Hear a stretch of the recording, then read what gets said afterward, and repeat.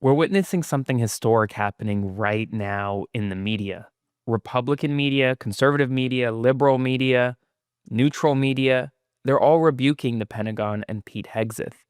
No one except one news organization, OAN, agreed to sign on to a pledge that would essentially criminalize journalism.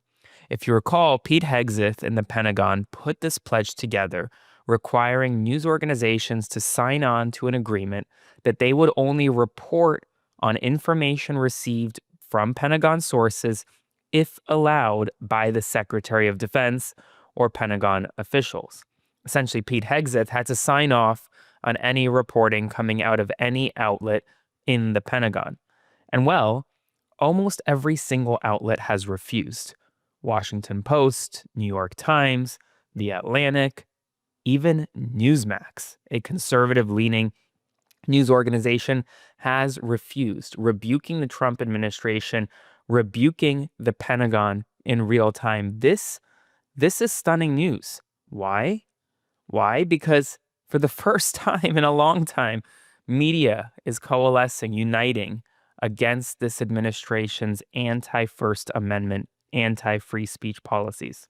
Because if these journalists would have signed on to this pledge, that would criminalize much of their work. The Pentagon has a lot of information that could be deemed classified or highly sensitive. And oftentimes, reporting coming out of the Pentagon is sourced from such information.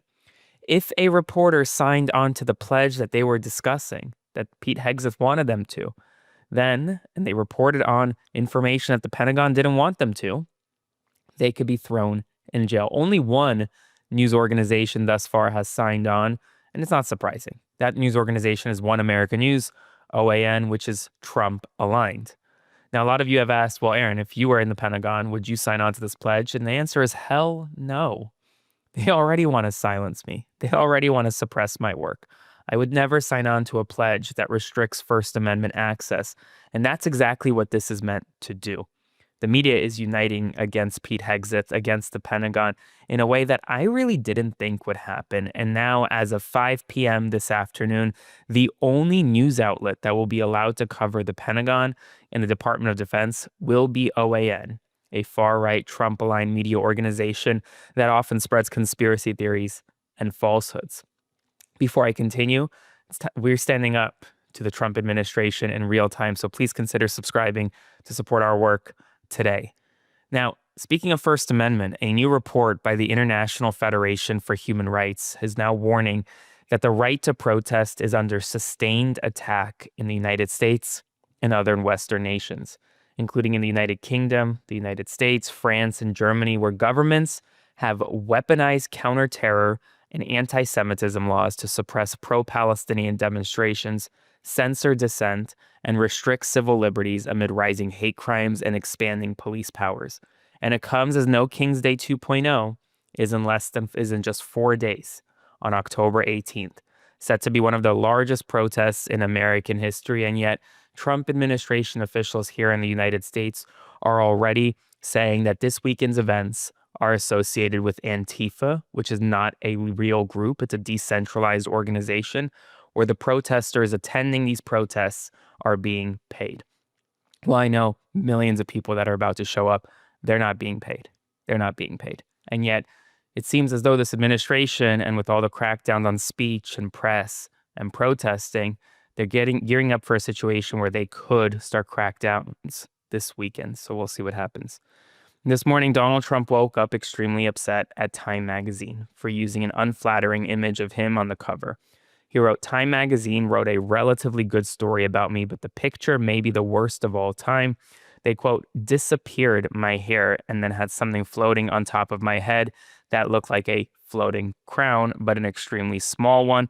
Really weird. I never liked taking pictures from underneath angles, but this is a super bad picture and deserves to be called out. What are they doing and why?" If you look at the Time magazine cover, no one's hair was disappearing. He just doesn't necessarily have the hair that he wants, and it's not a floating crown over his head.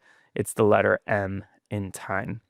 Indonesian President Prabowo Subianto was caught on a hot mic at the Gaza Peace Summit in Egypt, asking Donald Trump if he could meet his son Eric, raising questions about potential business links as the Trump organization is working to expand on new projects in Indonesia.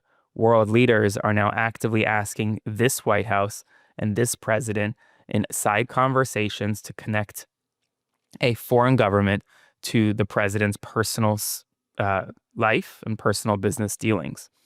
New York Attorney General Letitia James, facing federal fraud charges, defiantly vowed not to back down during her first public appearance since the indictment, warning against, quote, powerful voices that seek to, quote, silence truth and, quote, weaponize justice, urging supporters to defend democracy and the rule of law.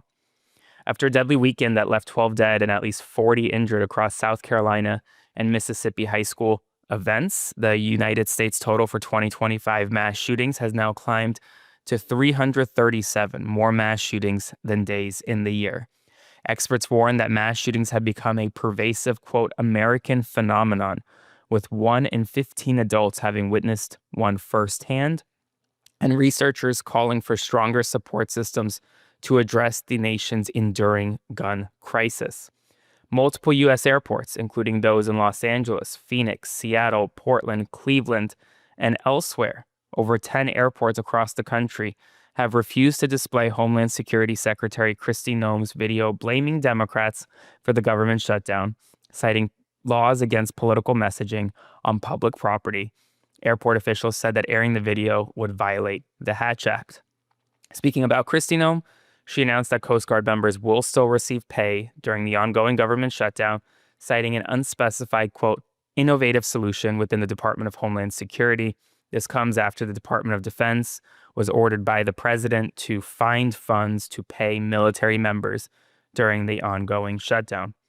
Meanwhile, the shutdown is at a 2-week impasse. Both sides are dug in. It does not appear as though it will be ending anytime soon. The shutdown may last well into November, potentially into Thanksgiving time. So we'll see what happens. That would make it one of the longest, if not the longest shutdown in American history.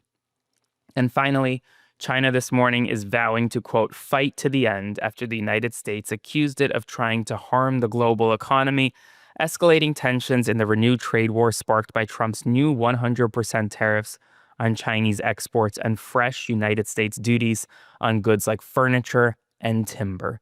Both nations have exchanged port fees and rare earth restrictions, casting doubt on the upcoming planned Trump-Xi Jinping meeting that was scheduled to be on the sidelines of a summit in South Korea.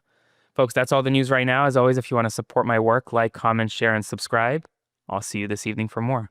Hey folks, Aaron Parnas here. Thank you so much for watching The Parnas Perspective. Please consider subscribing to support our work as we grow this independent news media entity into something that rivals mainstream every single day. Thanks so much, and I'll see you soon.